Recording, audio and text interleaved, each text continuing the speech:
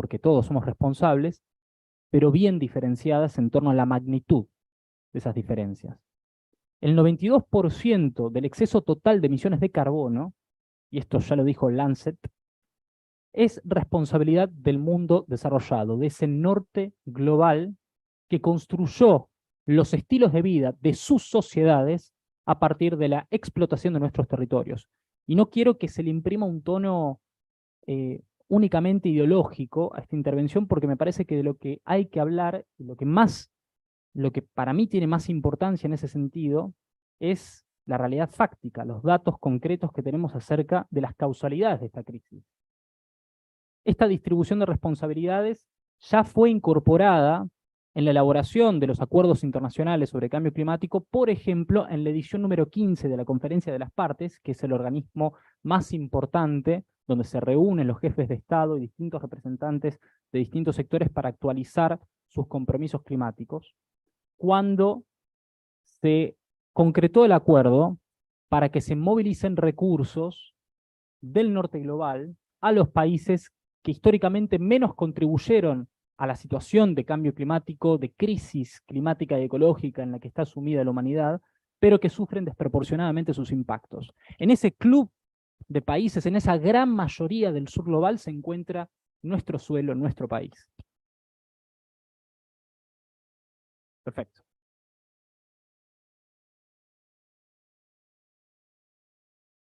Hola, Emilce, ¿nos escuchás? Sí, bueno, muchas gracias por reconectarte. Justo estaba hablando Bruno. Bruno es el, dijimos, joven de esta mesa, que somos todos jóvenes, pero él es mucho más joven, y él es justamente activista de Jóvenes por el Clima, ¿no? Entonces, estaba él explicándonos y coincidiendo con vos en esta realidad de ellos como jóvenes también detectan desde su movimiento que esta problemática no es meramente algo climático.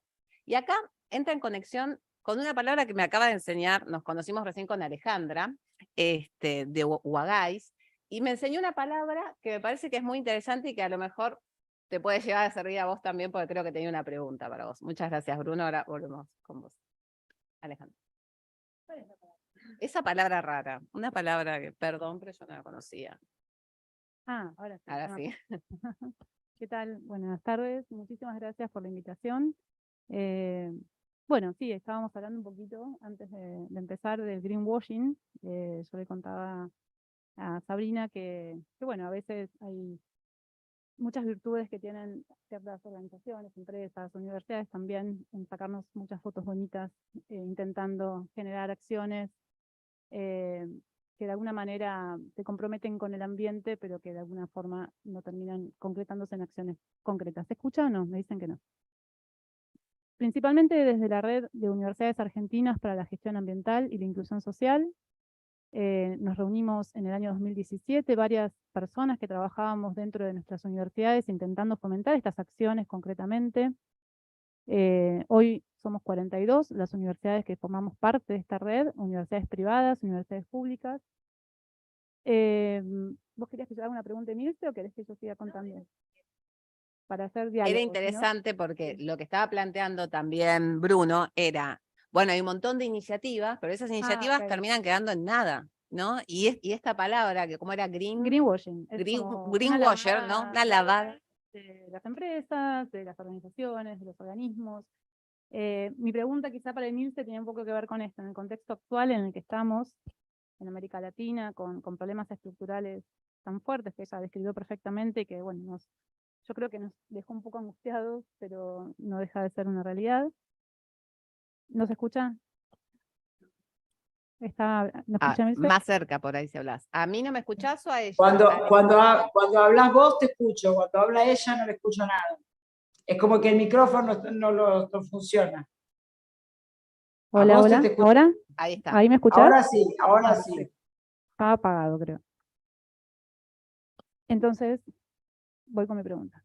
Bueno, después contaré un poco más acerca de lo que venimos trabajando, un poco de la función de esta red, es intentar participar de políticas públicas justamente con respecto a la educación y a la gestión ambiental. Pero bueno, un poco en parte en lo que vos venías charlando, Emilce, que lo escribiste también, el tema estructural en el que estamos sumidos en América Latina, los problemas básicos que nos tenemos cubiertos. Quería preguntarte cómo crees vos que se puede llevar adelante y sostener en el tiempo, sobre todo, políticas públicas ambientales sin que caigan, por un lado, en el greenwashing, que es esta palabra rara que decía Sabrina, que tiene que ver con la especulación ambiental, pero no con la realidad ambiental ni con la acción, y por el otro en la desidia, ¿no? En no terminar finalizando, ni concretando, ni implementando políticas realmente que generen un cambio. Bueno, insisto que la solución no es pensar en políticas públicas que tengan que ver con lo ambiental aislado, porque no es un problema aislado el problema ambiental. El problema ambiental es la consecuencia de un problema de relaciones sociales. Entonces, si no se piensa en cambiar ese modo de relaciones sociales, no se puede solucionar el problema ambiental. Si el problema ambiental tiene que ver con un modo productivo y no se puede cambiar ese modo productivo, entonces, para solucionar el problema ambiental hay que pensar en el modo de producción. Hoy se habla de la transición justa, de la transición justa. Estamos en un cambio de época que tiene un montón de consecuencias muy graves. Una de ellas es el problema ambiental, pero no es la única. Ahora, se habla de transición justa. Bueno, ya estamos en este problema, tenemos que hacer la transición de un modo de vivir a otro modo de vivir. Esa transición, para que sea justa, tiene que ser integral, ni siquiera inclusiva. No tenemos que incluir a nadie, porque no somos dueños de nada absoluto, de manera absoluta. Tenemos que integrar. Esto no es un club, no es un hotel resort, donde es exclusivo o inclusivo.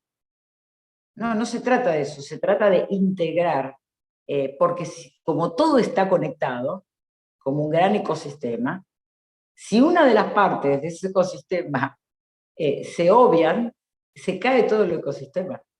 Entonces hay que volver a conectar, hay que volver a integrar. Esa transición de una forma de vivir a otra tiene que ser de manera justa. Es decir, si pensamos en una transición, haciendo transferencia tecnológica, para que se pueda seguir extrayendo de nuestra América Latina nuestras riquezas con técnicas que no contaminen el medio ambiente. Pero para comprar esa maquinaria de transición justa, los países latinoamericanos tienen que endeudarse, y esa deuda la tiene que pagar el pueblo. Entonces eso no vale. Eso no es transición justa. Y para que eso ocurra, no hay que pensar que el problema ambiental no se puede tratar separado del resto de los problemas. Porque ahí acabo de hacer un planteo concreto. Bueno, por supuesto que nos cuesta esto, nos cuesta conectar las cosas, ¿no?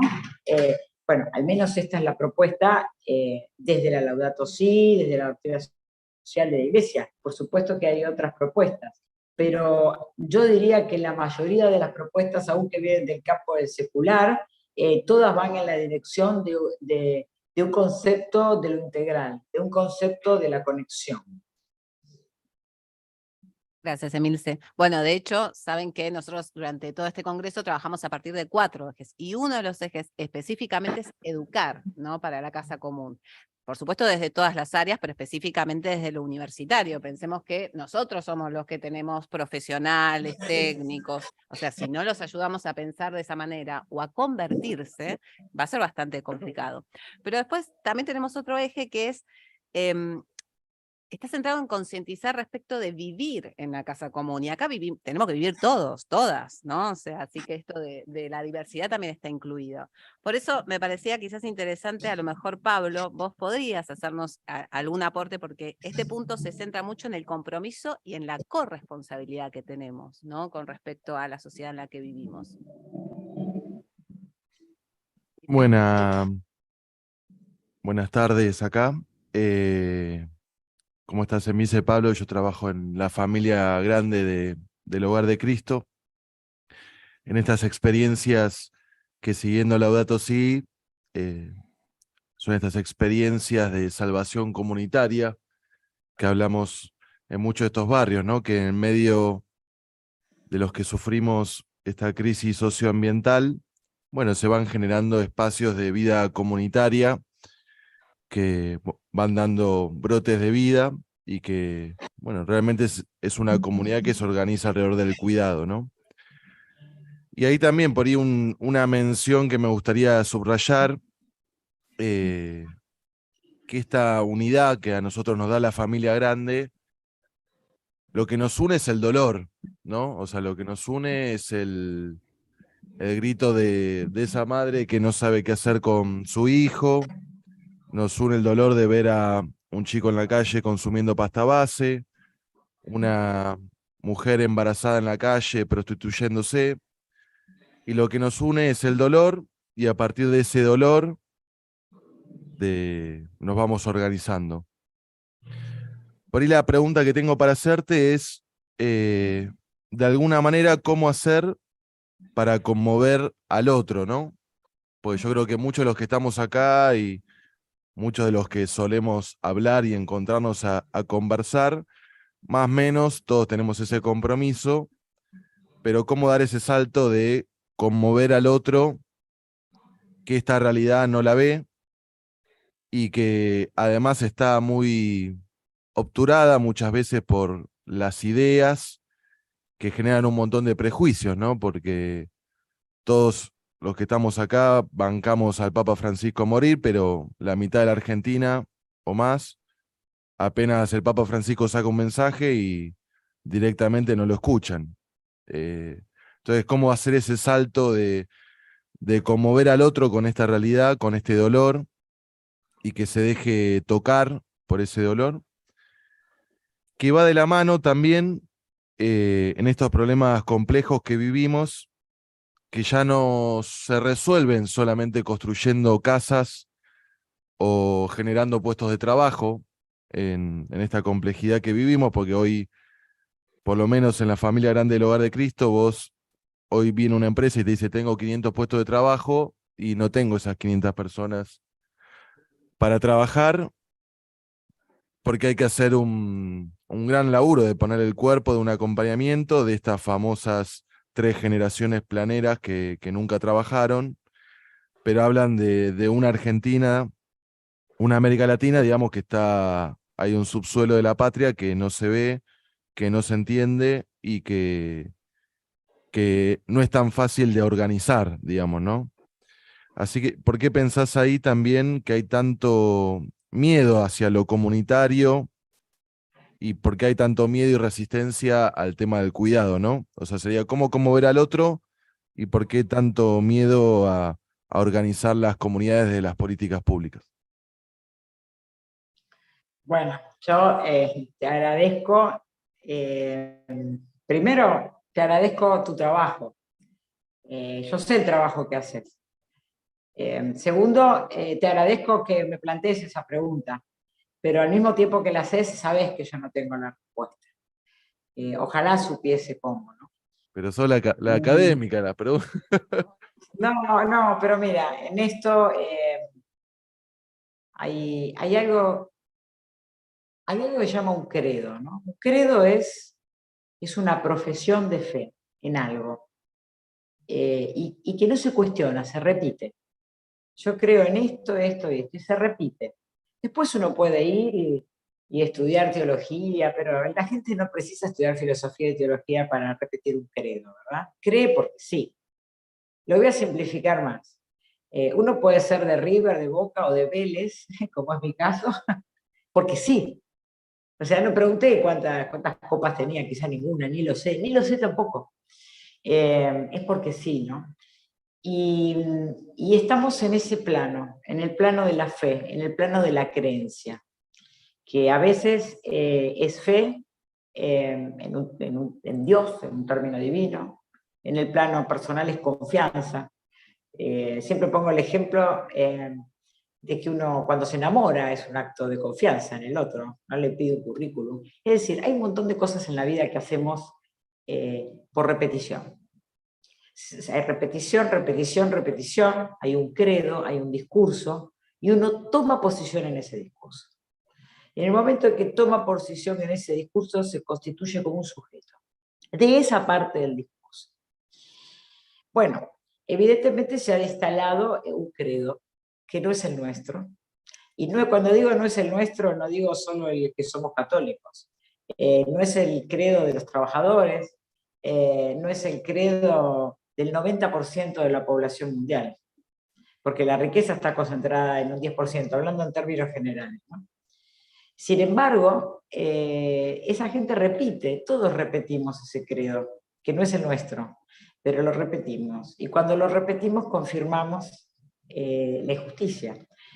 Había un filósofo, sociólogo, Charles Tilly, quien decía que la pobreza es una consecuencia de la desigualdad y no al revés.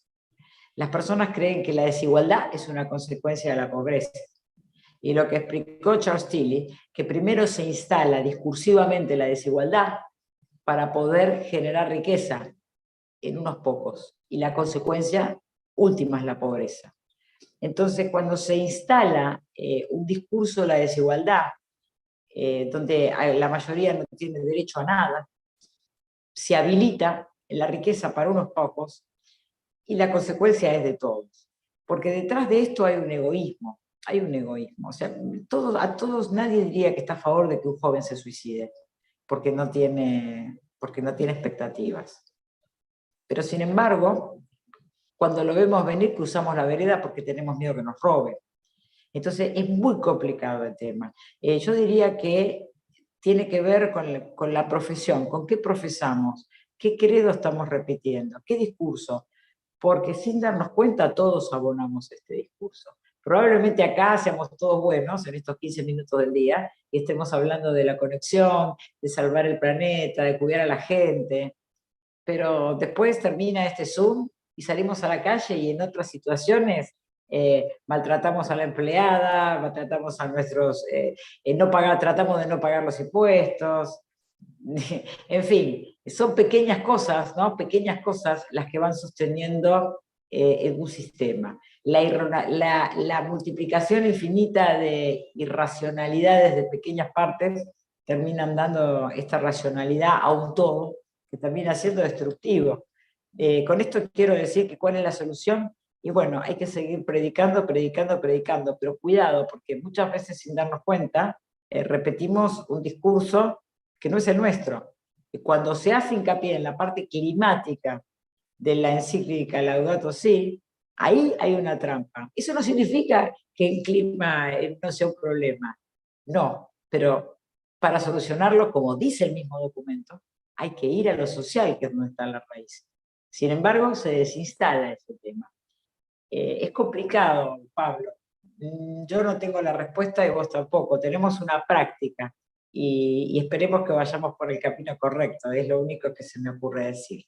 Y además sos de Cáritas, y yo estoy en la reunión de Cáritas en este momento, Cáritas Latinoamérica, hay todo un continente, y acá lo que se está diciendo es que hay que trabajar de manera organizada, coordinada. Es decir, no puede trabajar Cáritas por un lado, las universidades por otro, las redes eclesiales por otro, los académicos por otro. También en el campo de aquellos que que hemos tomado posición en un discurso del compromiso y de la empatía, tenemos que trabajar coordinadamente, porque también tiene que haber unidad en ese plano, ¿no? No solamente la unidad la tenemos que esperar de los partidos políticos cercanos a las elecciones. También tenemos que trabajar de manera coordinada todas las organizaciones, que son muchas y que es la mayoría. No coincido con vos, es que la mitad del país no escucha al Papa Francisco. Ahí, cuando decimos cosas como esa, estamos repitiendo el discurso que no es el nuestro. Yo creo que más del 90% escucha al Papa Francisco. Y creo que el 10% que no lo escucha hace mucho ruido porque pone mucha plata en los medios para que esa palabra se repita infinitamente. Pero no estaría segura que la mitad del país no escucha al Papa Francisco, por ejemplo. Gracias, Emilce. ¿Me escuchás? Sí. Sí. Ahora está. Bueno, Bueno, esta es la idea un poco del diálogo, ¿no? Que también se puedan dar los intercambios. Bueno, aparte Pablo se declaró francisquista, ¿no? Entonces bastante drama tenemos con ese concepto hoy por hoy. Pero es interesante ver cómo estos conceptos hacen tanto ruido.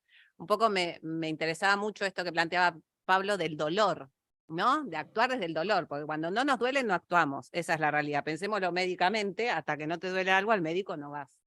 Y eso también aparece tanto, ¿no? En Laudato Si, que es el clamor de la tierra. Y obviamente que tu pregunta es tremenda, y por supuesto que incluso desde lo académico es difícil contestarlo, pero bueno, el Papa después, no podemos leer Laudato Si sin Fratelli Tutti, ¿no?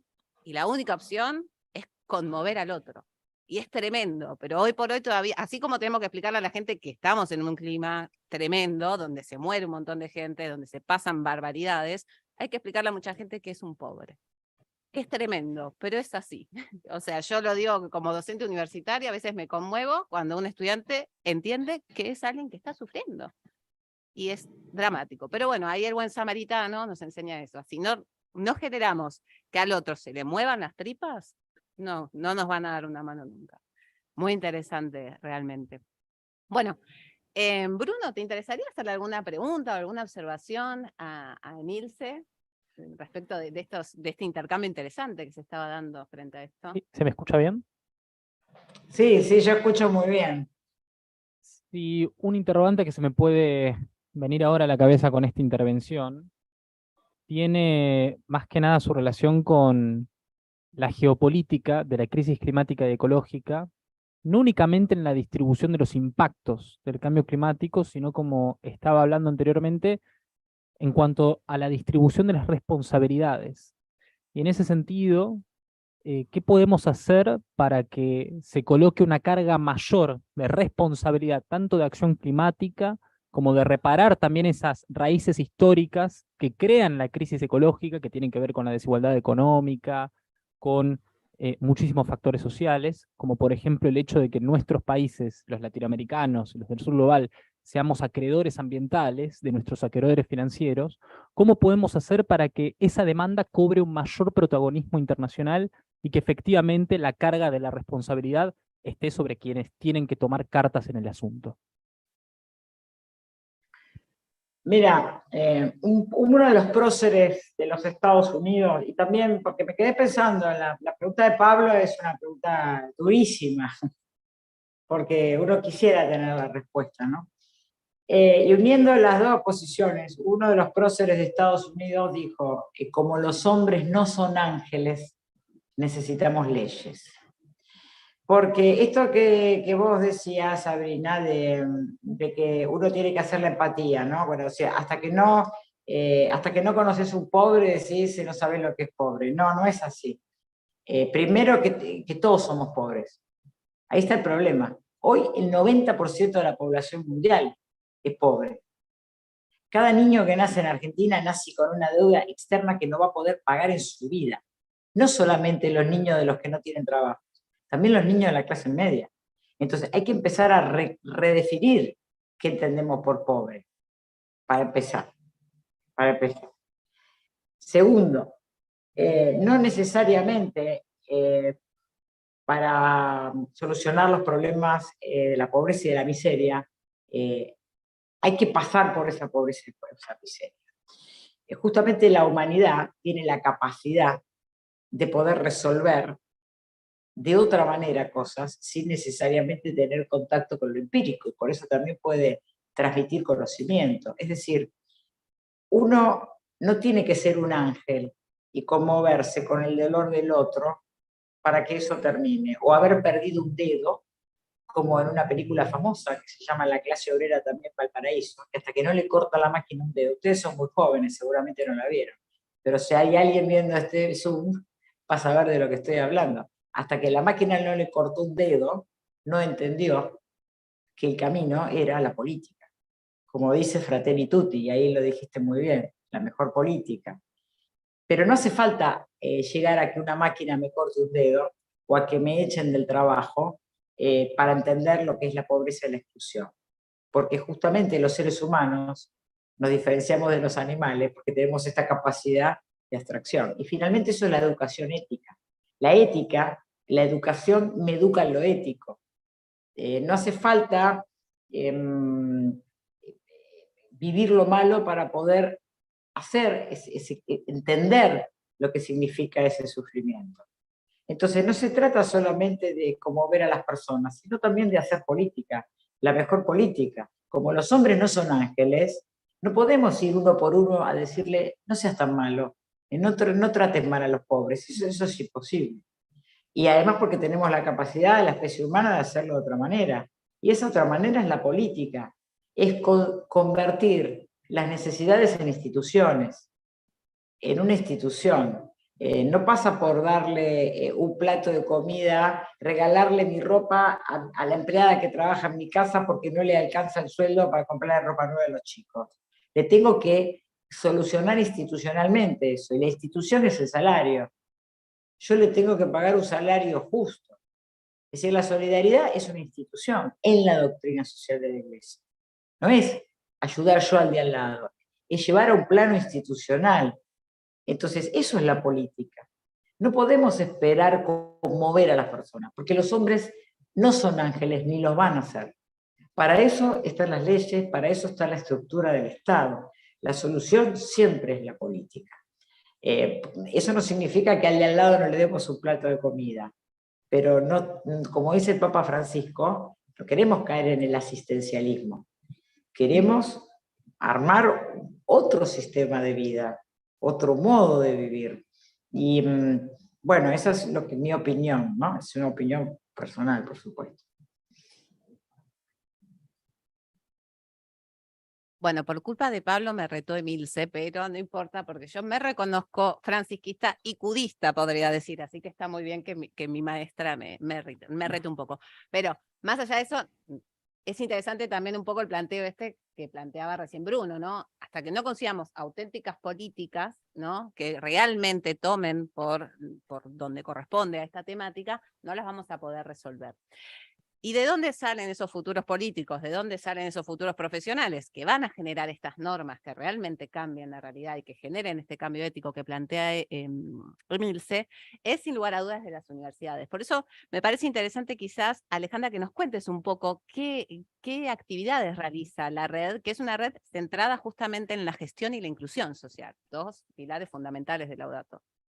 Sí, justamente haciendo un poco ¿o no? ¿Ahora? Sí, ahora sí. Bueno, justamente por eso le había preguntado a Emilce el tema de las políticas públicas. Me parece que justamente se resuelve con políticas. Entonces, hacia ahí iba mi pregunta primera. Te cuento, desde la Red de Universidades Argentinas para la Gestión Ambiental y la Inclusión Social, trabajamos federalmente en todo el país, en las 7 regiones. Tenemos un coordinador por región, una presidenta, que es Natalia Colm, que no pudo estar aquí presente porque está en la Patagonia. Como te decía, somos 42 universidades que trabajamos juntas. Y hemos creado una herramienta que se llama Estrategia Nacional para la Sustentabilidad de las Universidades de Argentina en el año 2019. Esta red está activa desde el año 2017. Esta herramienta es hoy parte de la Ley de Educación Ambiental Integral, por eso me parece súper importante el tema de las políticas públicas y las respuestas que se pueden encontrar desde ahí, y las herramientas que estas leyes nos traen para incluir la dimensión ambiental dentro de las universidades.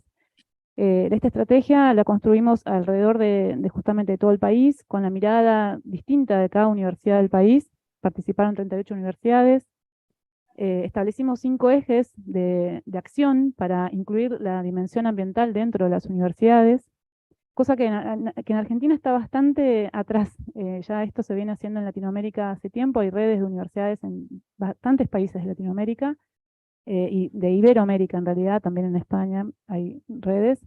Y tomando un poco estos ejemplos de otros países, nos constituimos como red y creamos esa herramienta con 5 ejes, como te decía, donde incluimos la educación como uno de estos ejes: la investigación, la extensión, la gestión y el gobierno, ¿no? Estos 5 ejes consideramos que son necesarios para institucionalizar la dimensión ambiental dentro de las universidades.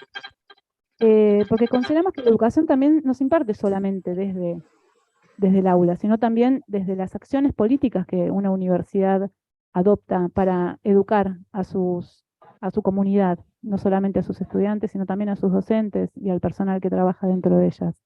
Por eso es una red de gestión ambiental. Nos parece fundamental que exista una gestión universitaria que asuma el compromiso de minimizar el impacto que genera el funcionamiento de la universidad en el territorio, ¿no? El traslado de miles de personas por día que van a la universidad, poder promover una movilidad sustentable, poder cuidar la energía que se utiliza dentro de las universidades, el agua, transmitir el tema de la gestión de residuos con inclusión social. Por eso también trabajamos mucho con experiencias con cooperativas de recuperadores urbanos.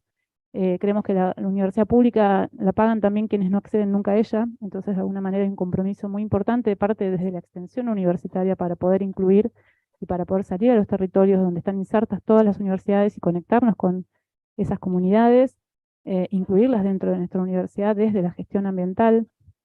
Entonces, como te decía, hemos trabajado en esta educación, digamos, alternativa a la educación, digamos, formal, ¿no? Entonces, el objetivo de esta Estrategia Nacional de Sustentabilidad para las Universidades Argentinas es dar a conocer distintas acciones que se pueden realizar dentro de las universidades en estos 5 ámbitos de acción, y hoy es parte de esta Ley de Educación Ambiental Integral, así que, bueno, de alguna manera hemos logrado accionar estar dentro de políticas públicas. También estamos trabajando con el CIN, con el Consejo Interuniversitario Nacional, en una capacitación para Ley Yolanda, con el Ministerio de Ambiente de la Nación, con el Ministerio de Educación de la Nación.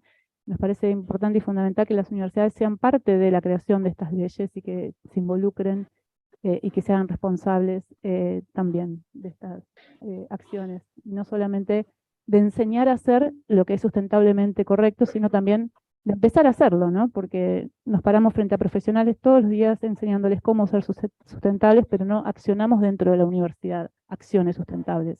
No estamos siendo sustentables cuando tiramos la basura mezclada, cuando no cuidamos el agua, la energía. Entonces, un poco también lo que nos proponemos es no tener un discurso que sea hacia afuera, sino también mirar un poco hacia adentro de la universidad y ver qué estamos haciendo, cómo lo estamos haciendo, y no solo educar de para cómo deben hacerlo. Y el rol de la universidad es fundamental, considero, en lo que es, o sea, tiene esta potencia educadora y formadora que por supuesto es fundamental en los futuros tomadores de decisiones, como decías vos, en poder abrirles nuevas perspectivas, en abrirse hacia las nuevas realidades a las que van a tener que enfrentarse en el mundo laboral los futuros profesionales, con una sensibilidad, ¿no?, más grande, y con herramientas académicas también que puedan enfrentar estas diferencias a las que tienen que enfrentarse, y que, bueno, es en el mundo tan cambiante y crítico como estamos. Y quizá un poco también pensar en que antes, para cerrar y quizá también dejárselo a Emilce como una pregunta, antes hablábamos de adaptación, perdón, al revés, de mitigación, ¿no?, del cambio climático, cómo mitigar, cómo contrarrestar el daño que se le hacía al ambiente. Hoy estamos hablando de adaptación, ¿no?, de cómo nos vamos a adaptar. Entonces, mi pregunta un poco es, Emilce, si crees que todos se van a poder adaptar o si eso va a ser parte solamente para algunos pocos. Pero mira, me encantó escucharte y todo lo que están haciendo, ¿no? Y los programas. Por supuesto, no sé cuál es la respuesta a esa pregunta, pero todo lo que hacemos es muy válido. A mí me llena de esperanza que la universidad esté en ese camino. Cuando se habla de educación hoy, por ejemplo, el Vaticano lleva adelante un programa que es el Pacto Educativo Global, y también que es importante pensar en una educación en valores, ¿no? Una educación integral que había salido de escena en las últimas décadas. Entonces, ese adaptarnos es muy amplio porque tenemos que adaptarnos a muchas cosas. También a entender de otro modo la universidad. La verdad no sé la respuesta, pero todo lo que se está haciendo es mucho. Lo que sí sé es que alrededor del mundo se está haciendo mucho. Sobre todo la gente joven, las universidades, son muchos más los que están cuidando el planeta que no lo están cuidando. En número son muchos más, como siempre, ¿no? Yo tengo esperanza, no sé ustedes. Yo creo que vamos a terminar bien. Tengo esperanza. El Papa dice que la esperanza es una virtud teologal, porque justamente aparece donde es imposible que las cosas puedan cambiar. Y por eso es una virtud teologal, porque emerge de la más absoluta desesperación. Y bueno, y como creyente tengo esperanza y creo que las cosas que van a hacer un mundo más lindo. Tengo esperanza en eso. Muchas gracias, Emilce. Muchas gracias a Bruno, a Pablo, a Alejandra. Sin lugar a dudas, son jóvenes que tienen esperanzas y que actúan. Y buscamos que este congreso, que es especialmente destinado a los jóvenes, refleje estas cuestiones, ¿no? Esto fue una mesa de diálogo, fue una mesa de intercambio, fue una mesa en la que tuvimos que esperar, que a lo mejor uno tenía algo preparado y no se daba, o hay no sé, inconvenientes técnicos. Bueno, como la vida misma. Tenemos que entender que este espacio de encuentro es lo que tenemos que replicar para ir buscando esas soluciones. Así que muchas gracias, Emilce, por tu tiempo. Sabemos que estás súper atareada y que fue un gran Yo les agradezco a ustedes y les pido disculpas porque si supieran en qué condiciones estoy haciendo esto, no se lo imaginan. Pero además, con un cambio horario que voy y vengo en el tiempo, y estoy cansada y a veces no tengo la misma rapidez para dar las respuestas que tenía en otro momento. Entonces, pero me encanta que ustedes estén haciendo ahora esto.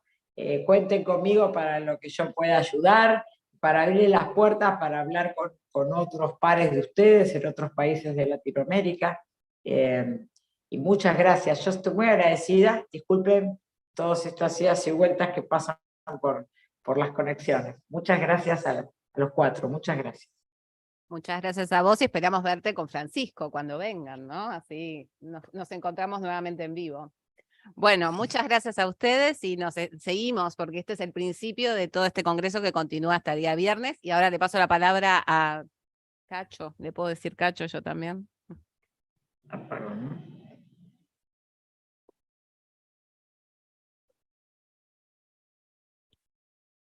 Aprendido, sí. Gracias, Emilce, en primer lugar. No sé, ¿te escucha? ¿Está? Bueno, no, yo solamente agradecer a los cuatro partícipes y a Emilce por esta intervención, me parece muy interesante para todos. El compromiso con el SIN es que a las 19 horas levantamos la reunión, así que lo vamos a cumplir. Y les recuerdo que si en la página Congreso Laudato Si encuentran todas las actividades que están previstas para el día mañana y pasado, y los links son actividades que se van a desarrollar en todo el territorio nacional, y los links para acceder a cada una.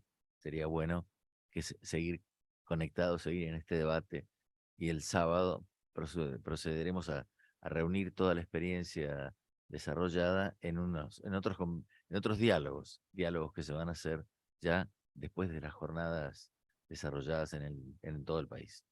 Muchas gracias a todos.